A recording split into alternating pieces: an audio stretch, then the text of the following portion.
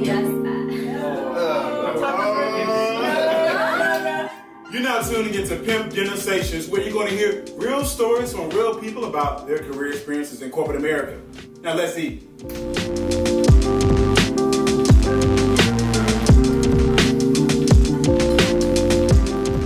In this segment of Pimp Dinnersations, we're going to have everyone introduce their name and their occupation, starting with you. So my name is Ada, and I'm a fashion assistant, and I love it. Hi, I'm Karen. I'm a marketing manager for a real estate company. Hi, I'm AJ, and I work in digital marketing, specializing in PPC. Hey, I'm Ryan Mills, media sales manager. I take care of all the money. So now to the next segment of Pimp Dinnersations, the dialogue. So now the dialogue session of Pimp Dinnersations. The question that I want to talk about tonight is near and dear to my heart because this is a topic to talk about with you guys specifically because San Diego is one of those cities that is kind of like popping for millennials to actually be here, other than Austin, but we're not going to talk about that right now. But what I want to do is I want to talk about something specifically about millennials in the corporate workplace, and I want this to be a topic of discussion for tonight's conversation. Okay? You guys ready? All right. So the topic for tonight's conversation for Pimp Dinnersations is how can corporate America be better for millennials and generations to come? Well, that's a great question. Being a young mom myself, I really feel like it's important to kind of address that there's so many parents in the workforce. So I really like the new laws that kind of talk about now having a breastfeeding room, a room to yourself where you can pump, because moms are pumping in the bathroom. You know how gross it is to pump like milk in a stall, like next to somebody taking whatever they're doing. So I'm super glad that the laws have changed, but for future generations, what about the dad? Like there's still a dad in that. And so I would think that corporate America should really introduce like paternity leave, not just maternity leave, but extend the maternity leave and give them more paid leave, but also extend it to the dad. I want to agree with you on that because dads are also important. And I think corporate America should also include, things in the bathroom for them to change the babies. Because if you think about it, you have some single dads there.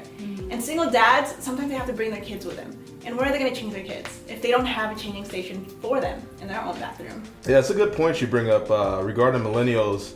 Even if we think back to earlier generations, they've always had the tools to manipulate their workforce for their enhancement. And I don't think that people are taking millennials serious when we're asking for paid leave, break room with games, etc. We need these things to thrive in our environment, just like they needed infrastructure to get to and from work, or they needed materials and different things at different times, industrial revolution, etc. Now, I just think we need to be equipped. Millennials need the things that we're asking for, and this, we're not playing. Everybody looks at us like it's a joke, but we want these extra things. We want these benefits. We want to have the camaraderie. We want the open workspace. We want the flexibility. And if it's all given to us, then productivity will rise. So do you think that San Diego is trending in that way? San Diego's a pioneer for it. It's a kind of incubator type of town or city, if you will. We've always inhabited a lot of these ideals. So you see a lot of the startups with, number one startup, top 500 Forbes company. You're seeing all that all over the place in San Diego, and it really attests to where San Diego's going to be going and how we're kind of ahead of the curve when it comes to millennials. I think that's a great question because in traditional companies, you saw benefits like dental, health, and 401ks, and that's to the extent of it. But now you're seeing a lot of companies offering paid time off, a lot of more breaks, little things like foosball tables and stuff like that. It's really important to have that work culture so the productivity is, where the boss or whoever is running the company needs it to be. But do you think it's a hindrance if someone has too many breaks or too many perks at work? That they wouldn't be able to get their work done because they do have these breaks that they can just do freely? Personally, I think that goes back to the hiring process, right? Are you hiring a lazy guy or are you hiring someone that's, a go-getter? Right. If he's there from 9 to 5, doesn't matter if he comes in at 8 to 4 or not, So it depends on who the person is that's working for you. I think so. I agree with that.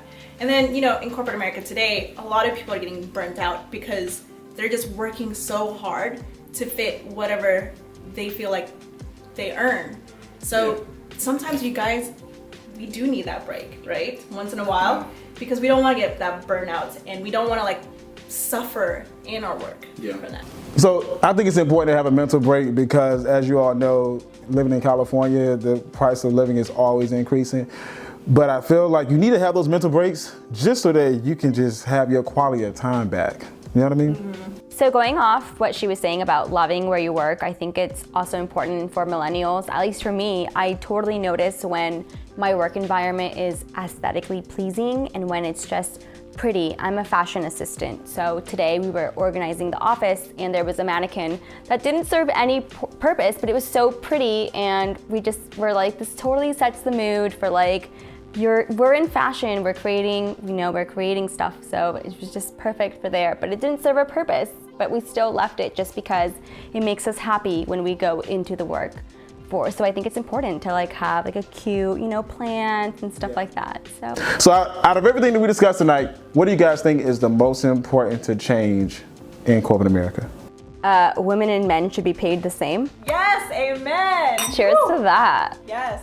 The most important thing to me, I think, is a flexible work schedule. So, and I don't mean, doing 20 hours in 1 week. If I put in my 40 hours a week, whether it's at home, whether it's from 8 to 4 instead of 9 to 5, as long as I'm putting in my 40 hours and I'm doing my work, I think that needs to be more acceptable, I think, in the workforce. And the employer needs to understand that I'm being flexible. They need to be flexible when I need to run to the doctors or whatever it is. So I definitely can attribute some of those things to flexibility. I'd also say it's really more the culture. It's really how you feel when you wake up and being able to channel that energy and go to work day to day, 9 to 5, 8 to 4. Be excited to go to work. Yeah. Be excited, Yeah. That's important to us, and I think that a lot of employers are finally starting to understand that. So you're seeing a lot more appreciation for everything from going to a Padres game to just having a great team meeting. Energy is important, and if you don't appreciate where you're going in the morning, then you're probably not going anywhere. So. There's a lot of things that matter to me as a millennial. Culture, equal opportunity for females and any other gender. And then also basically being recognized, being acknowledged that we're here to help other people, help you build your company. And all we want in return is just being acknowledged and sharing this same culture of success with you. Yeah.